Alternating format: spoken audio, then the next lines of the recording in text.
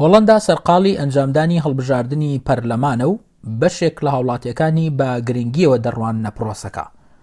بەشەکەی دیکەی تەنها بەبینینی پۆستەری سەر شەقامەکان ئاگادارن هەڵبژاردن بەڕێوە دەچێت. گەنجێکی لە دایکبووی کوردستان و دانیشتووی ئەم وڵاتە لە پارتێکی تازە دامەزراودا کە تەنها تەمەنی پارتەکەی 2 مانگە، پەرلەمانتاری لێرە پەرلەمانتاریە بن بۆی خزمەت بکەن، نەک بۆ خۆی دەوڵەمەندکردن، چونکە لێرە وەکو کوردستان نییە کە خۆی دەوڵەمەند بکەی بە پەرلەمان بڕۆی با بڕۆی پەرلەمان بۆ خزمەتکاریە.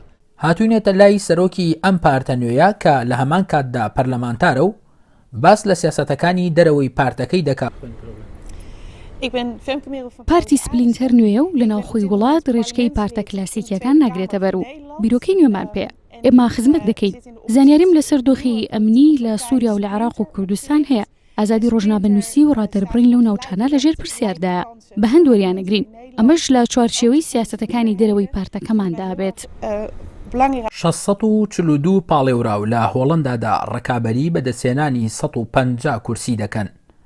هەریەکە لە هاوڕێ ڕەحیمی کوردی ڕۆژەڵاتی کوردستان و ڕێبین معرف و شاد ئازاد و سەرپێڵ ئاتێش کاندیدن لە هەڵبژاردنەکەدا کە بڕیارە 73 بەڕێوە بچێت. بۆ ئێنارتی ئازاد محەممەد، پەرلەمانی هۆڵەندا، لاهای.